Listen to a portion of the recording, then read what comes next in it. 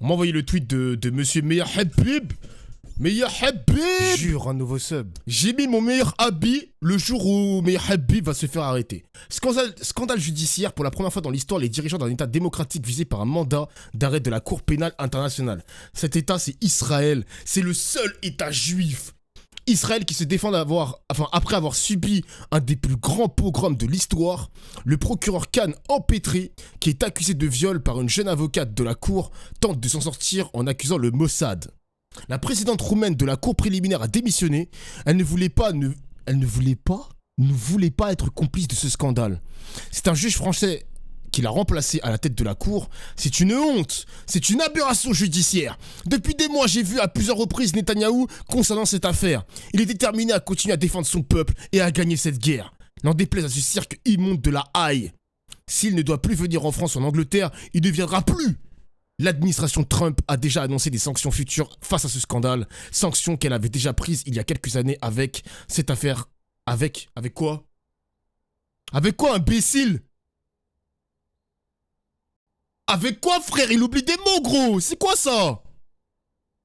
Ah, on dit la haie, on dit pas la haie. Ah merde, pardon, excusez-moi le chat, excusez-moi. Ce qui est terrible, c'est que c'est un juge français, 120 ans après l'affaire Dreyfus, qui a pris cette décision. Je suis très triste. Eh ben, pleure. Pleure. Pleure. Nous, on s'en bat les couilles. Pleure. On va aller écouter CNews. Le punchline de CNews, qui va revenir d'ailleurs sur le mandat d'arrêt sur Netanyahou. Qu'on va écouter maintenant tout de suite. Parce qu'effectivement, les chroniqueurs de punchline. Bon, évidemment, ça va parler de la neige partout, les mecs. Hein. Neige. Mais attends, mais il parle que de la neige alors qu'il y a quand même un mandat d'arrêt, wesh. Quand même. Alors, attendez 2 secondes. Ouais, j'ai trouvé. C'est ici. Oh là là, il y a Eric Nolot pour commenter ça. Mesdames et messieurs. Oh putain de merde. Pour crime de guerre, crime contre l'humanité. Premier ministre israélien, son ancien ministre de la Défense, Yoav Gallant. Comment ils vont défendre ça? Et mettant donc sur le même plan le chef de la branche armée du Hamas, Mohamed Def, pour crime de guerre, crime contre l'humanité. Vive réaction évidemment du côté israélien qui estime que évidemment tout ça n'a aucun sens, qu'on ne peut pas mettre en parallèle des chefs, un chef d'État élu démocratiquement et un chef terroriste. On va juste écouter, si vous le voulez bien, avant que je vous passe la parole, Eric Nolot, ce que me disait Benjamin Netanyahou lorsque je l'ai interviewé à Jérusalem le 23 octobre dernier à propos justement de cette cour pénale internationale. Eh mais putain, c'était déjà il y a 1 mois, les mecs. Parce que c'est vrai que Laurence Ferrari, elle est partie en Israël pour interviewer Netanyahou, c'était il y a 1 mois. Le temps passe trop vite. Et d'ailleurs, excusez-moi, mais merci pour les subs. Hein. Merci XNX6 pour le sub. Telchak, merci mon gars, 22 mois de sub. Merci Reborn pour le 18e mois de sub. Merci la famille, merci, on est en bleu sang. On est ensemble, Wakanda, tu connais. Ouais, le pseudo, il s'appelle XNX6. C'est un site de cul, ouais, je sais. C'est son pseudo, les mecs, c'est pas moi qui ai choisi, hein. C'est pas moi. Ce mandat d'arrêt contre nous, le président Biden a récemment dit que c'était un scandale. On met d'égal à égal quelqu'un qui est élu démocratiquement et un chef terroriste comme Sinwar et Nasrallah, des gens qui utilisent les citoyens comme des boucliers humains. Et Benjamin Netanyahou avait fait le lien entre ce mandat et l'affaire Dreyfus. Et il dit à l'époque, la France n'a pas attendu pour s'élever contre ça. Et là, il dénonçait l'attitude du président Macron. Non, mais le signe d'équivalence, symboliquement, c'est désastreux. C'est vrai, c'est un chef d'État démocratiquement élu, un terroriste sans foi ni loi, prêt à tout de l'autre côté. Non, mais ça commence la mauvaise foi. Il faut dire les choses. En effet, ce qui se passe dans la bande de Gaza est effroyable. Mais le Hamas a tout fait pour que ça soit effroyable, a créé les conditions d'une tragédie parce qu'on ne peut pas combattre des gens sans faire de dégâts collatéraux quand ces gens se sont mélangés volontairement à la population civile. Et vous avez affaire à des gens, le Hamas, qui vous disent à la prochaine occasion, on refera un 7 octobre et notre but est toujours l'éradication d'Israël. Comment vous voulez faire une guerre propre contre des gens qui ont cette mentalité et surtout qui ont organisé eux-mêmes la mise en danger de leurs propres civils? Mais donc, ça veut dire quand même que pour Benjamin Netanyahou, et parce qu'à l'instant l'Union européenne, la France, les Pays-Bas, la Jordanie annoncent qu'ils appliqueront la décision d'aller. C'est-à-dire que s'il vient sur le sol européen, le Premier ministre israélien peut être arrêté. Est-ce qu'on réalise? En fait, la vraie question... c'est normal, wesh. C'est la crédibilité de ces organisations internationales. À l'époque où elles étaient encore crédibles, c'était des... C'est pour ça que je ne regarde plus les streams, c'est insupportable. Les mecs, c'est important ces exercices. C'est important les mecs, c'est important. Restez, résistez. Organisations, certes, on pouvait leur reprocher parfois d'avancer à tâtons. Mais elles essayaient, disons, d'équilibrer, de faire en sorte que la chèvre ne mange pas le chou et que le... Pina, c'est l'ignoble personnage. Ah, je connais pas son passif, les mecs. C'est qui Céline Pina? Parce que tout le monde l'insulte. Qu'est-ce qui se passe? Moi, j'ai pas les datas. Je n'ai pas les datas, les mecs. Expliquez-moi, s'il vous plaît. Qu'est-ce qui se passe? Berger n'est pas à courir d'un endroit à un autre. Aujourd'hui, c'est plus du tout le cas. D'abord parce que c'est une sioniste. Ces institutions ont beaucoup basculé. Dans la branche idéologique. La montée de l'islamisme. Alors Twitch, c'est une version idéologique. Là, on parle vraiment de l'idéologie sionisme. Laissez-moi tranquille, Twitch, d'accord? Merci. Merci beaucoup. C'est comme la montée d'un totalitarisme. Ça vous pose des lignes politiques qui sont différentes. Aujourd'hui, à l'intérieur de ces institutions, il y a une énorme pression qui est mise par des États qui sont des États qui ne sont pas démocratiques, c'est des États qui ont dans le viseur ce que nous sommes en tant que civilisation. Ça va sinon? Et qui ont compris qu'en plus on était faible. Donc ils attaquent par là. Pourquoi est-ce qu'ils commencent par Israël? Parce qu'ils savent très bien que l'antisémitisme est fort, pas que chez LFI, pas que dans le RN. On a un sondage qui vient de sortir, qui a été fait pour le CRIF. Elle a cité le RN? What the fuck? Elle a cité le RN? Ok. Alors là, je m'y attendais pas du tout. J'ai cru que ça allait être juste la LFI, classique journaliste de merde. Mais elle a cité le RN. Ah, ok.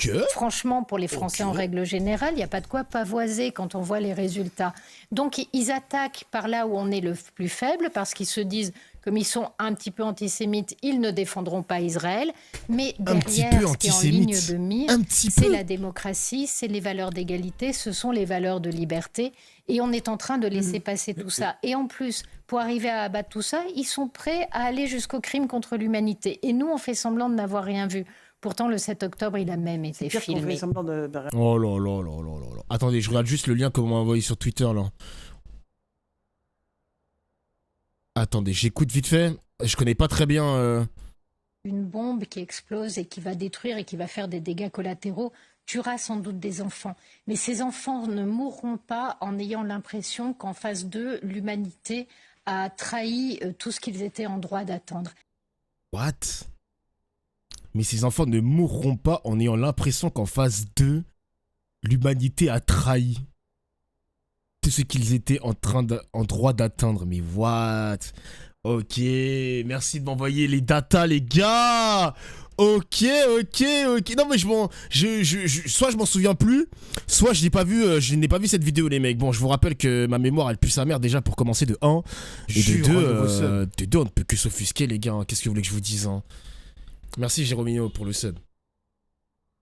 Qu'est-ce que vous voulez que je vous dise? On valide le mandat d'arrêt international de la CPI.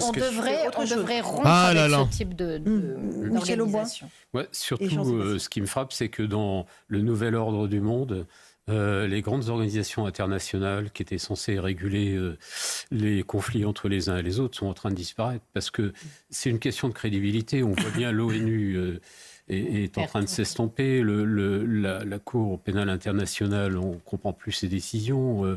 Peut-être que l'UNESCO est dans le même état aussi. D'ailleurs, d'une certaine façon, on voit bien que c'est... Vous vous souvenez du mot du général de Gaulle, hein, ce grand machin. Eh bien, ce grand machin, il est en train de se disloquer parce que ce nouvel ordre du monde, ils ne le comprennent pas. Et on sort du cadre habituel. Jean-Sébastien. Mais attends, mais c'est tellement dangereux ce qu'ils disent, les mecs. À chaque fois qu'on aura une instance qui va incriminer Israël parce que leur soi-disant guerre n'est pas propre, à chaque fois, on va nous dire qu'on est antisémite, que les instances sont gangrénées par l'islamisme, que ces mecs-là foncent dans le mur, ils prennent les mauvaises décisions et tout. Peu importe l'angle, les mecs, il n'y a aucune remise en question. Exactement, Raillerie. Aucune remise en question. D'ailleurs, les tensions vont croître entre Israël et la communauté internationale, qui ont uniquement les pays qui ont ratifié le statut de Rome. Donc on le sait les mecs, hein, Israël a toujours contesté la juridiction de la CPI sur les affaires liées au territoire palestinien. On le sait très bien, d'arrêter la colonisation, de foutre la paix aux Palestiniens qui sont en Cisjordanie, de laisser tranquille la bande de Gaza, de retirer l'embargo ainsi que le blocus maritime, etc., etc. Il n'a jamais été signataire du statut de Rome. Mais frère, il y aura des conséquences diplomatiques, évidemment. Évidemment. D'ailleurs, j'attends le commentaire de la France par rapport à ça. Parce que peut-être que la France va faire un communiqué pour expliquer le mandat d'arrêt contre Netanyahou, etc. On verra. Eric. Mais Sur cet arrêt oui, de la- effectivement, ce qui est surprenant, Cour c'est pénale qu'on internationale. continue à faire semblant de croire à la possibilité que ces institutions internationales existent. Bien sûr que dans un monde idéal, on devrait pouvoir avoir des institutions, mais qui seraient impartiales, qui seraient neutres. Ça n'est pas le cas. Alors, cela dit, c'est pas le premier mandat d'arrêt qui est émis. Hein. Vladimir Poutine est sous le coup d'un mandat d'arrêt de la Cour pénale internationale. Moi, ce qui me surprend, c'est pas tant éventuellement les mandats d'arrêt. On peut décider qu'il y a des enquêtes qui sont justifiées sur les crimes de guerre contre Israël. Mais c'est qu'on ne le fait pas pour des tas d'autres États de la planète. On ne le fait pas Soudan, par exemple. pour Xi Jinping, on ne le fait pas pour le Soudan, on ne le fait pas pour le régime birman, on ne le fait pas pour des tas Ah ouais, ça va arrêter carrément le président chinois, putain. d'endroits, on ne le fait pas pour le régime algérien. Je pense qu'un certain nombre de questions pourraient se Ou poser. tunisien, Oui, quand on voit comment ils Oualem ont- Sansal vient de Non, disparaître. mais regardez la manière dont sont traités. Terminons là-dessus. Regardez la manière dont Oui, les migrants ok. africains sont traités justement dans les pays On est d'accord. de la rive sud de la Méditerranée. Bien sûr. Et là, N'a on voit pas de le deux sens. poids, deux mesures. Regardez, enfin, Eric, attendez, juste un dernier mot d'Eric Nolot. il nous Non, reste mais un c'est peu le de deux temps. poids, deux mesures qui jette le doute sur toutes leurs décisions. On n'a pas l'impression que ça relève de la justice internationale, mais d'une forme de règlement de compte selon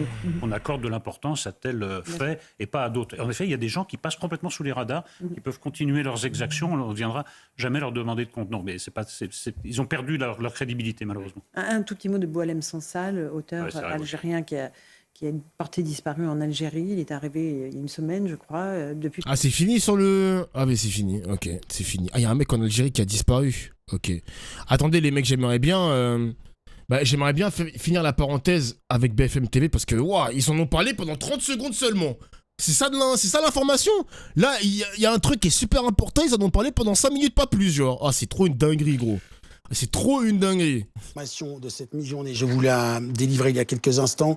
Elle émane de la CPI, c'est la Cour pénale internationale. Elle a émis aujourd'hui des mandats d'arrêt pour crimes contre l'humanité et crimes de guerre contre Benyamin Netanyahou. Vous venez de voir, Premier ministre israélien et le ministre de la Défense, ancien ministre de la Défense de Benyamin Netanyahou, Yoav Gallant.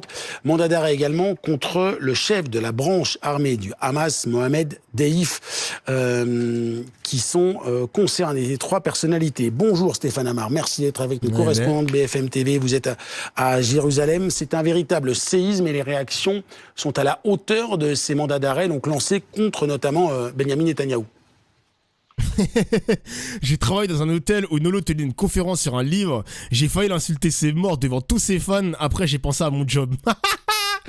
Tu l'auras insulté, t'aurais perdu ton travail, je t'aurais peut-être recruté dans ma boîte. Les mecs. Il y a une personne dans ma boîte, c'est moi. Ou deux. On est deux dans la boîte. Il y a moi et mon genoun. Voilà, il y a mon genoun. Voilà. Oui, c'est véritablement une indignation générale ici qui va bien sûr de la droite, c'est-à-dire du camp du gouvernement de Benyamin Netanyahou, mais également de la gauche, voire de l'extrême gauche. Yair Golan, par exemple, qui est l'opposant le plus virulent à Benyamin Netanyahou, se dit absolument scandalisé par cette décision. Yair Lapid également, le chef du centre-gauche. À droite, on parle de honte, on parle d'antisémitisme également. On s'élève contre cette décision qui est jugée ici inique, car Israël rappelle que c'est bien le Hamas qui a attaqué, qui a mené cette attaque terroriste le 7 octobre et que la riposte à Gaza est une riposte légitime et qu'elle ne s'apparente pas à un crime de guerre ou un crime contre l'humanité. Il y a donc, je dirais, une véritable indignation générale. Le bureau de Netanyahou qualifie d'antisémite le mandat d'arrêt international contre lui. T'es sûr? Tu t'es pas Tu l'as inventé ou pas, Kramel? Ici, un appel, bien sûr, à s'élever contre cette décision. Je rappelle que, théoriquement, Benyamin Netanyahou ne pourra plus se rendre au risque d'être arrêté dans les États signataires de la Convention de Rome. Ils sont très nombreux, 122 pays, dont la plupart des pays européens, dont la France. En revanche, les États-Unis ne sont pas signataires de cette convention. Stéphane, c'est la question que j'allais vous poser. Est-ce qu'on peut imaginer un Benyamin Netanyahou restant dans son pays et pour éviter une arrestation? Est-ce que c'est quelque chose dont on parle désormais? Est-ce que ça peut avoir des conséquences sur l'agenda politique du Premier ministre israélien? Oui, absolument. C'est un risque qui est examiné ici tout à fait sérieusement. Parce que vous savez que Benyamin Netanyahou, même si c'est moins le cas depuis la guerre du 7 octobre, il se déplace très régulièrement. D'ailleurs, update les mecs, hein. Ce mec-là, il est plus ministre de la Défense, je crois. Hein. Il a été démis de ses fonctions, il a été remplacé, si je dis pas de bêtises. À l'étranger, il mène une diplomatie extrêmement active. Alors bien sûr, l'important pour Israël, je dirais l'essentiel, ce sont les États-Unis. C'est de maintenir ce contact et la possibilité pour Benyamin Netanyahou de se rendre aux États-Unis, surtout depuis l'élection de Donald Trump, qui se proclame être un des alliés les plus fidèles de Benyamin Netanyahou. Macron mais tout de même, cela entraverait Ouf. considérablement la diplomatie israélienne si le Premier ministre israélien devait éviter les pays européens. Et donc, ici, on examine toutes les possibilités de recours contre cette décision et on condamne, bien sûr, la décision des juges en pointant aussi les soupçons qui pèsent sur le président de la CPI. Merci beaucoup Stéphane pour ces premières précisions. Bonjour Clémence Dibou. Eh bah putain les mecs. Ah là là là là là là là là là. Moi je sais pas les mecs. Je sais pas. Je sais pas si durant les prochains mois, prochaines années, on aura un Netanyahou dans un pays, en visite officielle dans un pays qui a ratifié le statut de Rome. Je sais pas. D'ailleurs, je sais même pas les mecs, ça dure combien de temps un mandat d'arrêt? Parce qu'il me semble que Poutine, je crois, hein, à vérifier le chat, corrigez-moi si je me trompe, mais je crois que Poutine, il a aussi un mandat d'arrêt. Bon, vous savez que Poutine, il voyage pas beaucoup dans les... Bon, par exemple, Poutine, on l'a pas vu en France, on va pas le voir aussi en Angleterre. Voilà, quoi, c'est compliqué. Mais je pense pas que Netanyahou, il va voyager dans ces pays-là. Moi, ça m'étonnerait quand même. Ça m'étonnerait. Je pense que ça m'étonnerait. Grand reporter BFM TV, vous êtes allé à de nombreuses reprises. Il va se retenir, je pense. En Israël pour couvrir ce qui s'était passé depuis le 7 octobre. On a beaucoup parlé d'un gouvernement divisé, également d'une société divisée dans la réponse du gouvernement de Netanyahou à ces attaques du Hamas. Est-ce que là aussi c'est quelque chose qui peut... l'union sacrée derrière le Premier ministre, ou que ça peut accentuer les divisions selon ce que vous en aviez ressenti à l'époque? En fait, là, je viens de voir à l'instant la réaction de Benny Gantz. Benny Gantz, c'est celui qui pourrait faire office d'opposition. Poutine, il est parti... Ah ouais, Hicham, Poutine, il est parti en Mongolie. C'est un pays qui a ratifié la CPI. Mais non! Et la Mongolie n'a pas arrêté Poutine. Ah, non mais les mecs... Mais les mecs, imaginez Netanyahou, il vient en France. Oh, non mais les mecs, s'il vient en France et il se fait pas arrêter... Ah putain. À Benyamin Netanyahou parce que c'est un ancien militaire il vient de partir du cabinet de guerre pour s'opposer justement à Benyamin Netanyahou. Il vient de répondre à l'instant, il vient de communiquer à l'instant pour dire que c'était shameful, donc c'était complètement honteux cette décision. Isaac Herzog, le président israélien, lui parle d'un jour sombre pour la justice et d'un oubli total des otages qui sont toujours dans la bande de Gaza. Donc, première partie de la réponse, oui, ça peut ressouder tout le monde autour de Benyamin Netanyahou, sauf que le contexte de base, c'est effectivement que Benyamin Netanyahou, il est de plus en plus contesté. Ça fait très longtemps qu'il est contesté à la marge, c'est de plus en plus généralisé. On se souvient la semaine dernière de ce député à la Knesset, le Parlement israélien, un député communiste qui avait interpellé Benyamin Netanyahou en lui disant qu'il était contre la paix. Il s'était fait sortir. Il y a une contestation très forte à l'intérieur. Ça pourrait aussi jouer à la marge. Et un des derniers éléments, c'est que dès le lendemain du 7 octobre, il y avait cette division et cette colère contre Benyamin Netanyahou sur les otages. Il y a encore des otages israéliens et pas que israéliens, puisqu'il y a 2 Français qui sont retenus dans la bande de Gaza, et que ça aussi, ça peut avoir son rôle dans l'opposition ou le soutien à Benyamin Netanyahou. Souvenez-vous, on en parlait juste après le 7 octobre, les pourcentages de gens... C'est qui a émis ce mandat d'arrêt? Mais frérot, depuis tout à l'heure, je dis que c'est le... Ah d'accord, ok, pardon, excuse-moi. Le Quai d'Orsay a déjà dit qu'il exécuterait le mandat d'arrêt si... Ah ok. Le Quai d'Orsay s'est prononcé, ok, intéressant. Ok.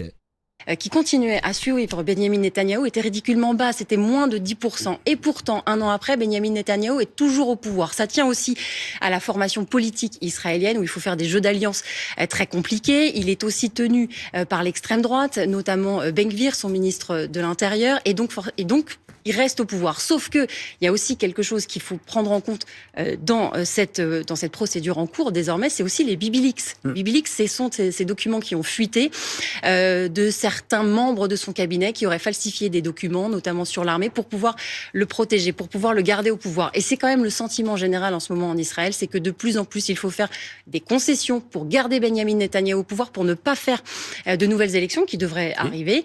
Et pour l'instant, effectivement, en interne, ça pourrait jouer à la marge, même si on sent bien que toutes les réactions politiques de quelque bord que ce soit dénoncent aujourd'hui cette nouveauté, quoi. Parce qu'on met côte à côte ou face à face, en tout cas à égalité, le Premier ministre d'une démocratie, ce qui reste une démocratie, et puis le chef d'un mouvement terroriste qui est la base de ces réactions. Merci beaucoup Clémence pour ces explications. Ok. Wesh, les chaussettes de la meuf. Vous avez pas vu les chaussettes? Ok, bah les mecs, ça sent pas bon pour Netanyahou, mais j'y crois moyen qu'ils se fassent arrêter les mecs. Hein. Franchement, j'y crois moyen. Je pense que les médias, TF1, Quotidien, etc. vont en parler.